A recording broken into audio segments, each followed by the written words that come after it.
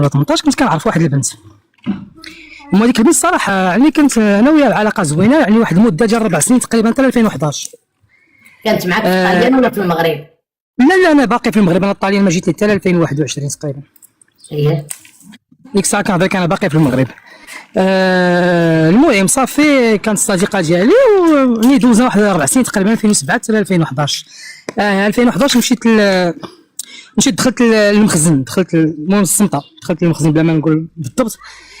صافي يعني فاش تخرجت الحمد لله وهذاك الشيء، هضرت مع العائله ديالي ومع الدار باش نتزوج بديك السيده اللي كنت عارفه. هي كانت كبيره عليا تقريبا شي 5 سنين هذيك الساعه. انا كانت عندي 18 هكا وهي كانت عندها هذيك 21. عرفتي الدار كي دايرين العقليه القديمه ما بغاوش، قالوا لي لا كنعرفوك وحنا سقنا لك خبر فين كتمشي انت وياه وفين كتجي وفين كتخرجوا وفين كتسافروا وفين كديروا. هذه اللي كتسافر معاك راك عارف الهضره ديال الناس القدام. كنعرف هذه اللي كتسافر معاك كتقول لك امك هذه اللي كتبقى في الزنقه مور المغرب، اذا هذه ماشي ديال الزواج. ماشي ديالك. المراه اللي كتسافر معاك وكتمشي معاك للصويره وتمشي معاك للجديده وتمشي معاك للدار البيضاء هذه ما تصلحلكش. صافي يعني ما كانش عندي شي قرار، يعني ما يمكنليش انا غادي نتزوج ونخسر الخاطر الوالدين، يعني ما عنديش شي حل. الحل الوحيد اللي عندي صافي رفضت وقالوا لي غنزوجوك هذيك الساعه. يعني بغا يزربوا عليا، كنت عارف الوالدين يعني زربوا عليا بنت عمي، يعني زوجوني بنت عمي. كنت تقريبا بيني وبينها انا كبير عليها ماشي بزاف، شي عامين ولا بشي حاجه. صافي هادشي مرت هاد السيد اللي جا خالتي دريسه هي كتسنى ابوستو اوكي سكوت. صافي المهم زوجوني، تزوجت بنت عمي. يعني انا الاصل ديالي انا زيغي. صافي زوجنا بنت عمي دوزات معايا تقريبا عام هيك تخرجت. يعني تخرجت صافي والخدام مع الدوله. انا كنت ساكن في مراكش، وكانت بنت عمي بعيده عليا تقريبا بعد 500 كيلومتر. العائله ديال الوالد فهمتي، العائله ديال الوالد بعد 500 كيلومتر من نواحي ديال الخميسات. صافي تزوجنا. صراحه البنت الله يعمرها دار، ما نكذبوش على الله، البنت الله يعمرها دار وباقي كنذكرها. بنت عمك؟ ما نكذبوش على الله يعمرها دار، ما نكذبوش على الله. ولكن خالتي امها ما خلاتهاش، فهمتي، امها ما خلاتهاش لا جي سكني هنا، لا وزي ديري هنا، جي سكني هنا، جي هو برزطاتني. بلاتي دغيا كينساو الحبيبه ديالي، نسى 5 سنين اللي دور الاخرى مسكينه، دغيا كينساو. قالك الله يعمر لي هاد الدار، دغيا نساتو في هذيك اللي دورها 5 سنين وكيدور فيها. لا ماشي نسيت، والله ما نسيت خالتي الدريسيه، لا ماشي كندور فيها. اول حاجه ديك السيده باش تعرفوا واحد الحاجه، اقسم بالله العلي العظيم ربي شاهد عليا كمل عليا في هذه البلاد. هذيك السيده ما عمري وعدتها عليها. اول حاجه ما عمري وعدتها بالزواج، كانت معايا صديقه وكنا ندوروا. راه كيقتلوك ملي كيكونوا كيدوروك وانت كتهربي لوالديك كيقول لك ما كنتش مواعدك. لا والله ما كنتش، ولكن انا كعارفه راه اسمح لي عافاك الشريف، انا بغيت نهضر اون جينيرال. كيقتلك شي واحد كدوري معاه 5 سنين تيقول لك ما كنتش مواعدك،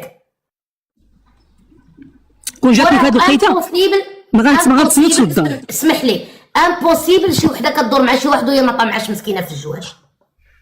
متفق معك، ولكن كون جات في هذه الوقيته هذه اللي كبرنا وعرفنا ما غاديش نتصنت للوالد. كنت باقي صغير، راكي عارفه 18 سنه. لا 18 باقي صغير، 18 باقي صغير. كون جاوني الوالدين في هذا العمر دابا اللي فيه دابا انا 38 سنه، ما غاديش غادي ندير اللي في راسي انا، واخا ما عطاش يقول لك الوالدين غادي يرضوا بزاف. 18 عام ما تقدرش تخرج عينيك.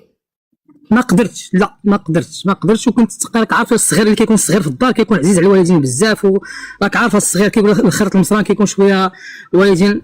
المهم ما علينا. صافي هذيك البنت تزوجتها عامين. صافي امها ولات تقريبا كل 20 يوم جايه، كل 15 يوم جايه للدار. اللي بلادها في كاين راجلها وكتريح فيه 15 يوم وتجي عند بنتها تريح شهر، فهمتي. وكانت المراه ساكنه مع والدي، يعني كانت عندنا الدار كبيره، يعني الدار كبيره فيها البيوت فيها كل شيء، يعني كانت مستقره معنا. صافي ولات غاديه في الاخر بحال ما عجبهاش الحال. قالت لك لا خصك، بغيت بنتي تجي حدايا حيت هي اللي عندي، حيت بنتي وحده اللي عندي بغيتها تسكن حدايا، دير الانتقال. قلت لها ما يمكنليش انا ندير الانتقال، واش انا بحال تخرجت والله عندي 3 سنين ديك الساعه ديال السيرفيس ولا ما كاملاش ولا ودغيا غادي نجي ندير الانتقال. انا راه ما يمكنش ندير الانتقال. صافي بداو المشاكل. صافي نجاوب وحده عايراتني بالعاني، خالتي واش راكده؟ يرقدوا عليك الجناب، زعما عيني مغمضين، زعما معمشه، زعما خالتي واش راكده؟ غنرقد في اللايف، انا غنرقد انا في اللايف. الله لا يعطيك لا خالته عينيها شنوين هكاك دايرين. يلا دابا هذا كيبارد عليا، انت راه مولف تبارد على العيالات، ما تبارد عليا ما نبارد لا عليك. حاشا لا. لا حاشا. انت فين شفتيني انا عيني كيشينوي؟ وراه انا المراه ديالي اللي بلاتني بك، راه انا ما كان عمري عرفت حتى المراه ديالي كنسمعك شكون كل هاد المرا نهار. دابا؟ بنت عمك ولا خديتي؟ معايا دابا. خلينا نسمعوا هاد المرا تاع دابا شكون راه هي؟ هي اللي بلاتني بك اخاتو، هي اللي بلاتني بك. هي فما والو خالته الدريسيه كتخلي التليفون هكا والشقه والصابون في اليد خالته الدريسيه، حاطه التليفون فوق خالته الدريسيه. وهي اللي والله ما عليناش. صافي طلقت في تقريبا في 2013 2013 طلق 2014 عاد كنت تزوجت واحد، كنت ديك الساعه سربيس في قدام واحد المحكمه. صافي تلاقيت مع واحد البنت غاديه في المدرسه، هضرت معاها في المعقول، قلت لها اختي انا الا بغيتي المعقول انا راه ما، قالت لي هاك النمره ديال بابا هضر معاه. قلت لها عطيني النمره ديال بابا، عيطت ليه قلت ليه عافاك راه عجبتني بنتك بغيت نتزوج. قال لي صافي مرحبا. صافي سيمانه جبت الوالده ديتها عندهم الدار حيت كانوا جيراننا تما قراب، ماشي جيراننا المهم قراب في نفس المدينه. صافي هزيت الوالده مشيت خطبتهم، دازت 10 ايام صافي درنا العقد يعني تزوجنا. صافي السؤال عفاكم، علاش الراجل ملي كيكون عزري ملي كيبغي يتزوج والديه كيعترضوا، ولكن الا طلق مشى جابها على دراعو خارجه من المدرسه وقال لوالديه بغيتها ومشاو معاه؟ خاصو زعما يدوز الفريضه عاد كيقبلوا له. اييه ملي كيكون زعما دوبل فيه كيعترضوا ليه، ملي كيدوز الفريضه كيمشيو معاه فين ما مشى. ولا زعما القرار ديالنا ما خرجناش زيد خرجنا انت، ياك ولا لا؟ هذاك الشيء اللي كاين اخالتي، وهذاك الشيء اللي كاين زعما القرار ديالنا في الاول خدينا لك بنت عمك، هادشي ما خرجنا يلا زيد خرجنا انت. لا حيت شافوني زرابت وباقي هذيك الساعه المخزن ما عطانيش القانون باش نتزوج، خصني ندوز 5 سنين عاد عندي الحق نتزوج، ومشيت زربت وتزوجت ودوزت. المهم عارف ملي كدير شي حاجه انت راه على حيت نتبعك انا، يعني الاب ديالك الحمد لله كان في المخزن وهذاك الشيء راه كنتبعك. يعني الا درتي شي فلطه راه كيقيدوا لك الحبس ولا كدوزو نورمال. يعني صافي يعني تزوجنا الحمد لله، كنا بخير وعلى خير، كانت عايشه معاك الانسانه بخير وعلى خير. انا ما نكذبش عليك اخاتي باش نشكر لك راسك، انا كنت باسل داصر ماشي داصر مع عيالاتي اقسم بالله والله شاد باينه فيك ملي عندك 18 غادي مع وحده فايتك ب5 سنين داير بحال هذيك البرنسيسه اللي في لاله العروسه. الله اعلم فين كاينه ما كنعرفهاش. واه في لاله البرنسيسه كنعرفنا احنا في لاله العروسه. ما كنعرفهاش انا، غير سمعت واحد البرنسيسه كاينه عندنا في قنيطره انا ما كنعرفهاش. كمل. برنسيسه كما قلت لك ما نكذبش عليك، انا زعما كنت داصر وكنت برا ماشي مع عيالاتي، اقسم بالله مع الزوجات ديالي صراحه كنت معاهم حنين وكنتعامل معاهم مزيان، يعني بلا ما نشكر لك راسي اقسم بالله ما عمري ظلمت شي وحده ولا تعديت على شي وحده ولا زعما خليتها بلا شي حاجه ولا نحكموا عليك واش كتعدى ولا لا بلا ما تزيد تشكر راسك. صافي. المهم هاد السيده هادي كنا مزوجين بخير وعلى خير، كنت مرة ننتقل مرة في هاد المدينة راك عارف المخزن، دوز عام هنا سير دوز عامين هنا سير دوز هكا، كنا بخير وعلى خير. توقع لي مشكل في السيرفيس، وقع لي خالتي مشكل في السيرفيس، الضرب في السيرفيس يعني مشكل كبير، دخلت للسجن عسكري، يعني دوزت في السجن حكموا عليا بعام ونص ديال السجن. يعني السيده بقات يعني ما لقيتش معايا مشكل، واخا دخلت للسجن ضربتي اللي فوق منك. بحال هكا. المهم مشكل كبير. يعني هادشي قلت لك انا كنت باسل برا ولكن في المهم ما عليناش. يعني دوزت السجن ديالي. يعني المراه صراحه بقات مع هي ما بقاتش مع العائله، مشات في اللي كان ساكنه مع دارنا، ومن بعد صافي فاش دوزات واحد 3 شهور هكا جالس السجن صافي مشات لدارهم، هزات حوايجها مشات لدارهم، بقات مع دارهم. يعني كانت مزيانه بخير وعلى خير الحمد لله. كانت قاريه شويه، مشات دوزات واحد لا فورماسي ديال لا فارماسي فهمتي، ديال لا فارماسي. يعني الحمد لله بقات غاديه جايه يعني تخرجات ولات خدامه في لا فارماسي بخير. خرجت انا من السجن، دوز داكشي دوز ديال السجن. صافي خرجت من السجن، بقينا الحمد لله عايشين مزيانين، هي خدامه صافي. السيده بحال اش نقول لك الخدمه بدلاتها بزاف على كيما كانت النهار الاول، قلت ذاتيا ولات ما محتاجاكش ذاتيا وماديا وخصها كثير اكثر من ديالي انا. حتى الخصها اللي جات خدمات غير ورايا انا، يعني الخصها ولات كثار من ديال اللي كنت كنشد انا بالدومين ولا تاثر عليها حتى انا ما بقيتش خدام من المخزن، وليت شيفور يعني كنسوق الكار ديال السياحه. المهم كتبقى شتي شوف بالتعربيت ما كتبغيكش. من بعد صريحين، في الاول المراه الا بغات راجلها، انا كنعرف عيالات كانوا رجالات ومراه عندهم تبارك الله القهاوي وعندهم تبارك الله المكازات وعندهم وبقاو معاهم حيت كيحبوهم ومشاو خدموا يا ربي تسمح لي في القهاوي مساكن نغسلوا معنا وكل شيء. من الاخر ما كتبغيكش، لان نهار اللي استقلات بسطاميا ماديا ومعنويا واستقلت بالحريه ديالها ما بقاتش بغاتك. وعندي معاه شنو فيها لصقتي الكار؟ المهم كتجيبها من فوق. نعم، وعندي معاه جوج بنيتات فهمتي. عندي معاه جوج بنيتات، دابا البنيه الكبيره طالعه في 11 والاخرى 9 سنين. عندي معاه جوج بنيتات صافي. طلقنا في 2018 بالضبط. 2018 طلقنا بالضبط. بلا ما تقول لي الارقام، المهم طلقتو. المشكل الكبير هو انني فاش طلقنا كانت العلاقه مزيانه. من بعد الطلاق نجي نشوف بنياتي نخرجهم نطلع فيهم نهار الروبو ديالي. انا كنت شوف المراه الاغلبيه، انا كنقول عامه كنهضر ماشي على لوكا ديالك. المراه الا هي اللي بغات تطلق وهي اللي ما بقاتش بغاتك، كتكون العلاقه زوينه، كتجيب لك بناتك، كتقول لك الا بغيتي ديهم ما عنديش المشكل، خصها غير تحيدك من حياتها. درنا طلاق والعكس صحيح، والعكس صحيح. الا جا الطلاق منك كتوريك النجوم في عز الظهر، في عز الظهر. اما دابا بحيث هي اللي باغا تطلق وهي اللي ما تلاش بغاتك، غتكون العلاقه زوينه مع ولادك ومعاها. وي بصح لا، كانت درنا طلاق اتفاقي، كانت العلاقه مزيانه من بعد الطلاق. ولكن من بعد الطلاق خالته الدريسيه بحال ندمات. انت اش بنقول لك؟ بحال ندمات، بحال بغات ترجع بحال داك الشيء. ولكن انا ما صافي فاش شافت راسها صافي ما بقيتش انا كاع مسوق ليها ومشات تزوجات. ما كملاش، اش نقول لك، ما كملاش 6 شهور ولا ما 8 شهور ولا ما عرفتش صافي ما مشات تزوجات بواحد السيد. وفاش تزوجات بالسيد بدات كتكذب عليا، وانا كيجوني الخبر من الفوق. كنمشي نشوف، شوف اش كتقول البنات، اش كتعمر لهم في راسهم. كنمشي كنخرج البنات كتقول لك راه جا عندنا ابي. كنقول لها لامك انا هو ابوك، اش من ابي؟ شوف اش كتعمر لهم الراس. كتقول لها كاع جا ما في راسك، راه جا عندنا ابي ودانا وابي وهنا البنات كانوا كيسا باقي صغار. واش نقول لك، عندنا ولاو يقولوا لك راجل مهم، ولا يقولوا لي ابي. ابي ما غيقولوا، يعني هي اللي عمرت لهم راسهم. راك عارف الدراري الصغار هي اللي عمرت لهم راسهم. ولاو كيقول لهم ابي، ولا كيبقى فيا الحال. كنقول لهم لا، هذا قولوا لي عمي، قولوا لي خالي، واش انا تقوليش ابي، انا هو باكم. صافي بقينا هكاك، صافي ماشي مشكل. هي حصلتها كذبات عليا اصلا، قالت لي مزوجه واحد كرايتي كبير في المخزن. فاش واحد المقدم كنت كنعرفو فاش كنت في السيرفيس، هذاك المقدم مزوجه هي واحد السيد من الدوار ديالهم. وهذاك السيد اللي مزوجه هذوك اللي كيكونوا في الدوار كيدير الرقيه وكيدير الرقيه الشرعيه وداك الشيء. كاك عارفه كيكون هذاك باش مزوجه. وجاتني الخبار وعطاوني السميه ديالو، عطاوني الكنيه ديالو، عطاوني هكا.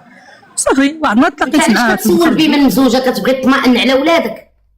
كنبغي خصني نعرف. تعرفوا انا نفرح الا دات شي واحد لاباس عليه ولا دات شي واحد ميسور الحال، بالعكس نفرح. باش ولادك بحال كتبغي تطمئن فين ولادك كيعيشوا. بالعكس هي دابا في نظرها قالت لي راني تزوج بواحد الكرايدي باش تفقسني. هي كيصحابها شنو باش تفقسني؟ بالعكس انا بك غيعجبني الحال. برافو عليك، تطمئن على ولادك بان غيعيشوا في واحد الوضعيه احسن. بالعكس انا ما كرهتهاش تزوج ملياردير. وفين ما مشيتي واخا تغرب، واخا تمشي حتى 20 عام ما تجيش للمغرب، راه عرفتي فين خليتي ولادك. برافو. ماشي مزوجه واحد ما عندوش ولا كذا، واخا هي خدامه وداك الشيء، ولكن حتى والديها ما كانوش الله يحسن العوان باك. الدريات بلاتي عافاك نجاوب على واحد السؤال ونرجع معاك بلا ما تقاطعني. الدريات اللي قالوا طميمي على ماشي طمع هذا، كتفرحي ملي كتسمعي بناتك عايشين مع شي واحد، ماشي واحد قالك في الدواور كيدير الرقيه الشرعيه في الدواور كيخاف على بناته. اما واحد الا كان قراض في المخزن راه كيراعي كيحشم، راه ولد المخزن وعارف شنو. كتفرحي الا كانوا ولادك ولا بنياتك غيعيشوا مع واحد الانسان عافاك بلاتي. كتفرحي ملي كتشوفي بنياتك عايشين مع واحد الانسان. انا عمي قالوا ابي وامي عرفتو انايا يعني فقي في شي دوار. صافي داز واحد المده. المهم في 2020 حتى انا مشيت عاوتاني، يعني صافي انا كنت كندير شي فولكار، ولكن كندور في المغرب كامل. كنت خدام كندير سيرك وجه السياح، يعني كنمشي كازا. كنت كندور كاع في المغرب تقريبا. كندوز 8 ايام 9 ايام، نهار كنجي ديك 8 ايام 9 ايام صافي كنجي كنسول في بنياتي. صافي تلاقيت مع واحد الناس في واحد المدينه، واحد البنت تلاقيت معها في واحد المدينه. صافي اتفقنا باش نتزوجوا، تزوجنا الحمد لله. جات كورونا، تزوجنا، جات كورونا، ريحت انا من الخدمه. ما كانوا كيعطيونا، راه كنت غتكوني عارفه هاد القضيه، نهار جات كورونا كاع الموظفين كيعطيو واحد 2000 درهم في الشهر، هي اللي لا كيعطيونا. انا ما عرفتش، انا في اسبانيا عطاونا ثمن خور. فهمتك. لا في المغرب هادشي، في المغرب كانوا نو قلت لك حتى حنا في اسبانيا عطاونا ثمن خور. كانوا كيعطيونا حتى مالك الثمن، حيت كنت كاري وداك الشيء ما كانش قاد وداك الشيء. يعني هذه المره الثالثه اللي غتاخذ انت؟ ثالثه. إيه. صافي الحمد لله تزوجنا، تسدوا عليا البيبان بزاف، ما نكذبش عليك، يعني حسيت بواحد الازمه ماديا، كنفكر مستقبل بناتي، كنفكر راسي، كنفكر بزاف د الحوايج. اش غادي نقول لك اختي، قصدت البحر، مشيت للصحراء اللي كاين. صافي مشينا خالتو الدريسيه، مشيت انا بوحدي في الاول للصحراء، دوزت فيها تقريبا شي 5 ايام، بدينا كنهضروا هنا صافي المراه ضربات لها في الخوا، قالت هذا الراجل بحال تزوجت به كذا كذا، هو غيمشي وهنا. قالت لي انا نخلط عليك الليله هاليه، قلت لها انا ما عنديش الفلوس، قالت لي انا راه جا مع واحد بركه. قلت لها وبنتك غتخليها؟ قالت لها ولدت معاك بنيه؟ لا هي عندها بنيه مع الراجل الاول قضيه، عندها بنيه كبيره. يلا دارهم في الاول ما رضاوش بوحده كدور مور المغرب، دابا جابها لهم بنتها. كمل. عرفتي شكون دارنا على دارنا بوخ، انا باقي كنتسوق لهم ولا كيتسوقوا ليا، كيقول لي غادي اللي عجبك، مما الزواج الاول الزواج الثاني، لا ما عاد باقي. الحمد لله من قلتها لهم. لا قطعوا لي ياسيك. ياسك. قال لك اللي نفخ في اللبن كيشداقو. قالت لك وحده صافي دوزتي الفريضه. خاصة وحده لا عاود الو. لا اش قال؟ المهم الو والله لا. كمل. صافي دوزت شي 5 ايام في الداخله، كريت واحد لوطيل في الصحراء، زعما كريت واحد لوطيل تماك. صافي هي تخلط عليا، جات في السوبراتور، جات لمدينتي، ريحات مع الدار واحد اليومين، من بعد خلطات عليا، بقينا كنتسناو الحراق. اليوم غدا اليوم غدا عندهم ما عرفوش من راق مسكينه، واش الثالثه ولا الثالثه. والله القسم. المهم الدار صافي يحسن عوان مويتك. والله القسم مشات تفات عندهم ما عرفوش من راق مسكينه، واش الاولى ولا الثانيه ولا الثالثه ولا الرابعه. كمل. والله لا. صافي قلت لها انا ما عنديش، راكي عارفه انا، وفعلا راك عارفه، قلت لها ما عنديش الفلوس، عندي غير باش نحرق انا. قالت لي لا راه جا معنا شي بركه، راه غنجيبها معايا ونمشيو بجوج. صافي موت وحده، قالت لي اللي كاين اللي عليها.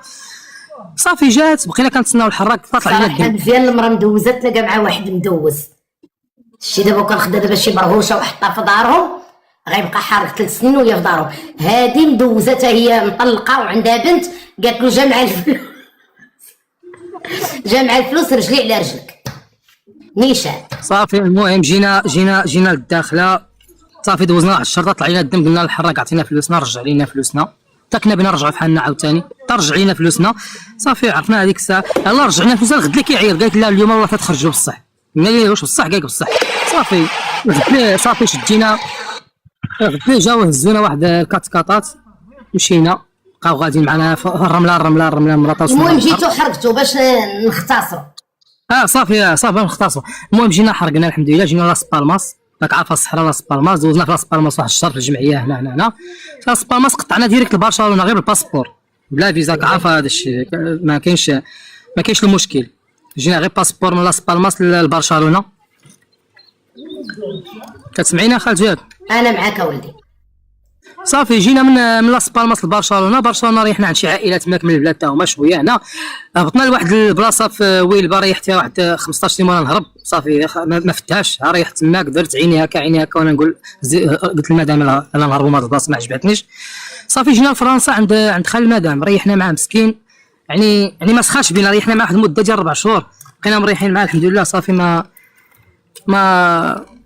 سخاش بينا. صافي حنا نجيو للطاليان، فاش جا الطاليان تزاد عندنا الدري الحمد لله. انا باش نختصر لك باش الناس، جينا للطاليان تزاد عندنا الدري، خدينا عليه الوراق، خدينا عليه كلنا ب3 الوراق. كان القانون طحنا فيه زوين ديال 30 وديال 31، الا تزاد عندك الدري هنا وكتاخذي عليه الوراق، وحتى لا كاع بلا ما يتزاد، غير يكون عندك قاصر هنا كتدفعي للمحكمه وتشدي محامي كتاخذ الوراق، واخا كيتعطى لك عام 8 شهور ماشي مشكل. صافي الحمد لله. دابا باش هادشي اللي عاودت لك بغيت نرجع لك دابا المشكل ديالي انا هو انه دابا البنات ديالي 5 سنين دابا ما عمري هضرت معاهم ولا شفتهم ولا تكلمت معاهم. امي كتمشي باش تهضر معاهم وكيسدوا عليها الباب، بحال جاتها بحال ما تصرتاش شي نهار حرقت وجيت وخليت بناتي في المغرب، ولا بحال ما عجبهاش الحال. كانت بخير، كنت ديما كنشوف بناتي. ولكن دابا ما 5 سنين دابا ما شفت انا بناتي، ما هضرت معاهم حتى في التليفون، ما عرفتهم كاع. كنت كنتصل مع واحد منهم. حيد من حدا الدراري الصغار. ولدي راه عندي واحد ولدي فيه شويه زعما فريع. نعم ولدي. على ولدك انا جاي كتدي معاك دار العجزه، ولدك كيديه. لا عطينا. لا كاين واحد الدار العزة، كاين واحد الفيلا سميتو بريفاتو، يعني بريفي ماشي ديال الدوله. ومولاها عنده واحد دار اخرى عطيها لنا. هو كاين فيلا فيها دار العجزه، وحده الفيلا كاينه دار مستقرين فيها. دابا علاش طالع نتايا نهضروا ونكونوا صريحين؟ 5 سنين اختي خالتي الدرسيه. دابا شنو هو الحل مع هذيك السيده؟ دابا ما المشكل انني ما عنديش الحق نمشي للمغرب. شتي دابا باش ندور لك السنطه كلها؟ لا نورمال، وجد ولدي. اسمع لي وجد فلوس النفقه باش تهبط للمغرب. راه بناتك ولدي. ماشي راه كنت بقات في النفقه، راه مشكله. دابا كان درت مشكل كبير، فهمتي. عندي الضرب، عندي محاولات، فهمتي، بلا ما نقول لك عندي الضرب والجرح، فهمتي، قبل ما نجي. وهذاك الشيء انا حرك لما راه كون جيت قانوني، ولا كون جيت داك الشيء تزيرت. نو على من عندك؟ شكون اللي ضربتيها وجرحتيها؟ لا لا خارج العائله، يعني واحد السيد انا بيني وبينه شي حساب، مضاربه عاديه، حتى ولات في مشكل كبير، فهمتي. ودعاني وكذا، وكانوا كيقلبوا عليا البوليس. فاش كيقلبوا عليا البوليس راني هزيت الكار ومشيت للصحراء بلا، فهمتي.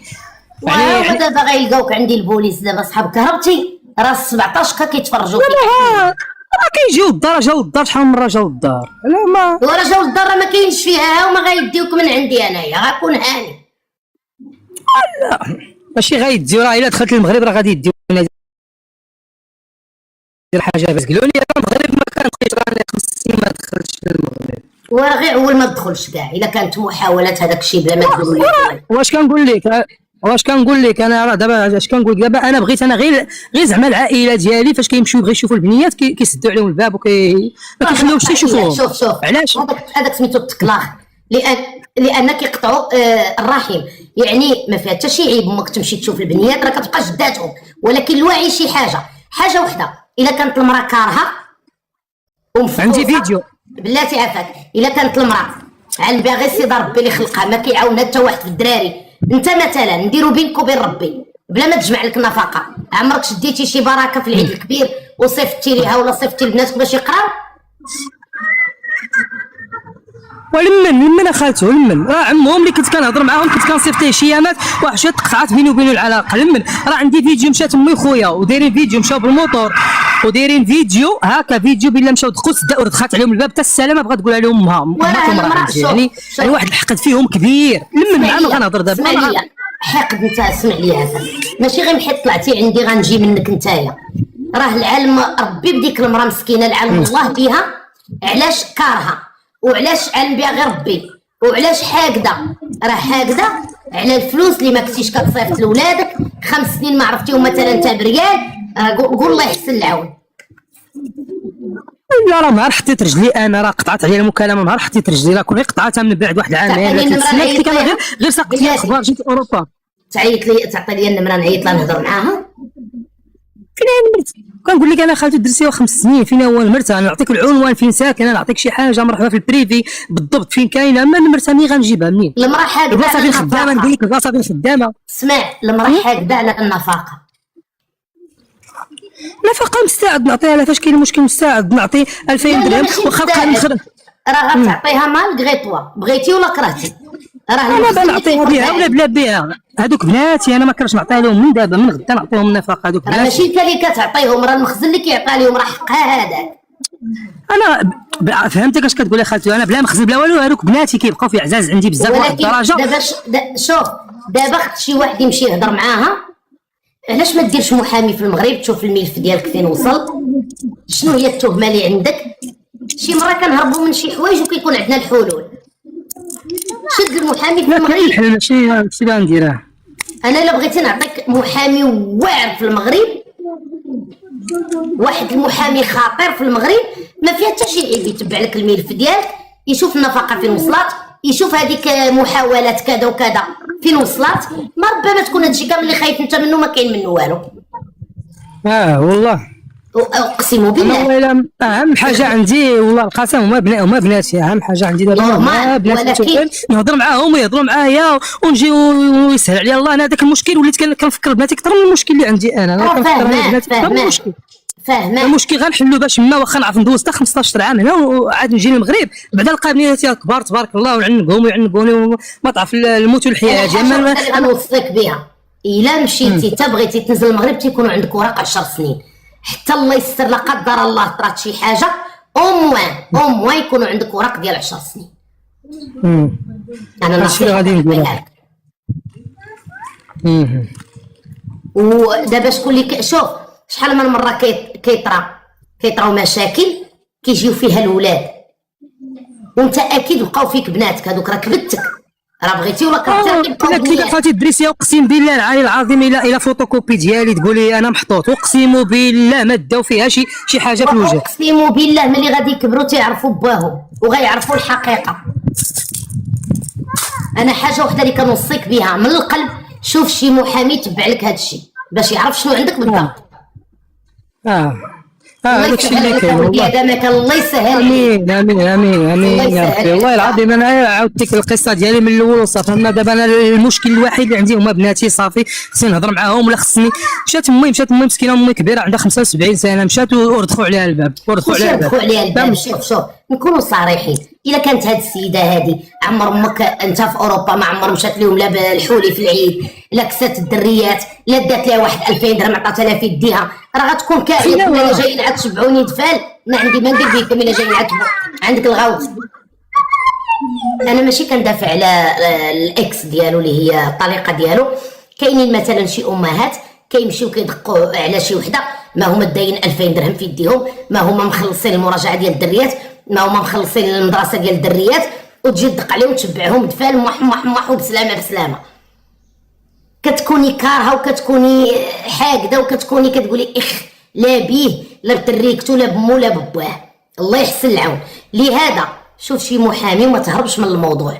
بالعكس اللي عنده شي مشكل في المغرب، نصيحه الدريات والدراري، شدوا محامي مزيان في المغرب وشوفوا المشاكل اللي عندكم. راه كل حاجه عندها الحل ديالها. ما يبقاش بنادم هرب من بلادو حتى لاش. ما تشوف لا امك، ما تشوف لا باك، ما تشوف لا تريكتك لا تصيلتك، لا تالاش تبقى في الغربه تموت حارق ولا تموت يعني مغرب. وشنو النتيجه؟ راه الحلاوه هي فاش كنكونوا هنا في اوروبا وكنهبطوا لبلادنا. علاش انت غادي تمنع راسك من ديك الحلاوه ديال الهبوط؟ مع العلم تقدر تشوف شي محامي صحيح اللي يشوف لك المشكل، يقدر يكون تقادم. راه القانون شدوا غير الدستور وقراوه راه فيه التقادم. يعني راه تقدر تكون ديك القضيه يعني بزاف ديال الاجراءات. غير حاولوا ما امكن ما تخافوش من المحامين، ما تخافوش من المخزن. يعني الا طبقتوا القوانين راه المخزن معاكم، ماشي نبقى انايا في بلادات الناس مرمي وانا ما عارفش اللي ليا واللي عليا في المغرب ديالنا. يعني بالعكس شوف شي محامي اللي يشوف لك الامور. اللي بغات تطلع مرحبا.